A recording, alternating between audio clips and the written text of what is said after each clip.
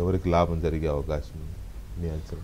అంటే మామూలుగా సాధారణంగా పబ్లిక్ని గనక పోలీసులు వేధిస్తే జనరల్గా అంటే మామూలు తప్పుడు కేసులతో అమాయకుల్ని వేధిస్తే ఇటువంటివి వర్కౌట్ అవుతాయి. తప్పుడు కేసులు పెట్టి అంటే పోలీస్ హై హ్యాండెడ్నెస్. అవును అవును.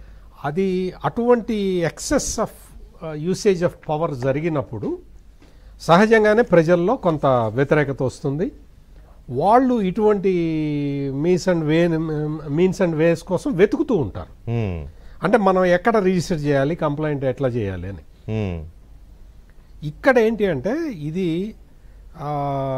పొలిటికల్ విషయాలకు వస్తే ఇక్కడ ఆంధ్రప్రదేశ్లో జరుగుతున్న ఈ రాజకీయ సంబంధమైన విషయాలలో వైఎస్ఆర్ కాంగ్రెస్ పార్టీకి ఎట్లా ముందరికి వెళ్ళాలి అంటే అవతలేమో 164 సీట్లు వచ్చిన మోనోపలిజం కనపడుతూ ఉన్నది. ఆ మోనోపలిని ఎట్లా బ్రేక్ చేయాలో వీళ్ళకి అర్థం కావట్లేదు. చంద్రబాబు నాయుడు మీద చాలా వ్యతిరేకత ఉందని ఇప్పటికి 1,00,000 సార్లు చెప్పుంటాడు జగన్మోహన్ రెడ్డి. నిజంగా అంత వ్యతిరేకత ఉంటే ఆయన చక్కగా ఇంత కష్టపడాల్సిన అవసరం లేదు. ఈ డిజిటల్ బుక్కులు అంతకుముందు ఏదో ఎల్లో బుక్ ఏదో అన్నాడు, బ్లూ బుక్ అన్నాడు. అంతకు ముందు చంద్రబాబు నాయుడు సూపర్ 6 ఫెయిల్ అయింది అని చెప్పి ఒక క్యూఆర్ కోడ్ ఒకటి ఇచ్చాడు. క్యూఆర్ కోడ్ ఇచ్చి ఆ క్యూఆర్ కోడ్ని మీరు స్కాన్ చేసి చెప్పండి అంటే ఒక్కళ్ళు కూడా చేయలే. దానికి అసలు మామూలుగా అంటే వైసీపీ కార్యకర్తలు నాయకులు కూడా చేయలే. అది చాలా అటర్ ఫ్లాప్ అయింది. సో ఇది కూడా ఆ తరహాలోనే ఇంకొక కొత్త ప్రయోగం చేస్తున్నాడు. మీరు ఇంట్రడక్షన్లో చెప్పినట్టు ఆయన డేటా కలెక్షన్లో పడ్డాడు. అవును. అంటే మన వైపు ఎవరెవరు వస్తున్నారు ఈ ఓటర్లు, వీళ్ళని ఎట్లా మనం లైన్లో తీసుకోవాలి అన్నట్టుగా ఏదో ప్లాన్ వేస్తున్నట్టుగా కనపడుతున్నది. ఇక్కడ మొత్తం అంటే ఇప్పటి వరకు నమోదైన కేసులు అంటే కూటమి ప్రభుత్వం అధికారంలోకి వచ్చిన తర్వాత మనం ఒక్కొక్క కేసుని కేసు బై కేసు స్టడీ చేసినా కానీ వాళ్ళందరూ కూడా కొన్ని నేరాలకి పాల్పడ్డ వాళ్లే దొరుకుతూ ఉన్నారు. వాళ్ళ మీదే కేసులు పెడుతున్నారు. సోషల్ మీడియా కేసులు చాలా వరకు 41A నోటీస్ ఇచ్చి వదులుతున్నారు.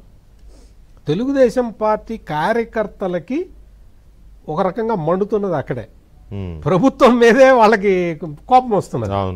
ఇదేంటి వాళ్ళు తీసుకెళ్లి మమ్మల్ని చితగొట్టారు కదా, ఇప్పుడు మీరేంటి గౌరవప్రదంగా వెళ్ళి కొంతమందికి బిర్యానీ కూడా పెట్టి పంపిస్తున్నారు. మీరేంటి గౌరవప్రదంగా 41A నోటీస్ అంటారు, అదంటారు, ఇదంటారు అని చెప్పి తెలుగుదేశం కార్యకర్తలు ఒక రకంగా జనసేన కార్యకర్తలు వాళ్ళందరూ కూడా చాలా సీరియస్గా ఉన్నారు. వాళ్ళు సీరియస్గా రియాక్ట్ అవుతూ ఉన్నారు.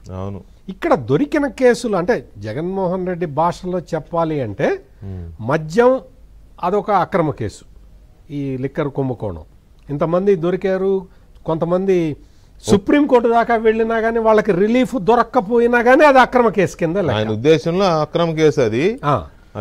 కాకాణి గోవర్ధన్ రెడ్డి ఆయనది కూడా అక్రమ కేసే అంటే ఆయన దృష్టిలో, జగన్మోహన్ రెడ్డి కాకాణి గోవర్ధన్ రెడ్డి ఆయన కూడా అక్రమ కేసే అని మీరు అన్నారు కదా, అంతవరకు కట్ చేస్తారు.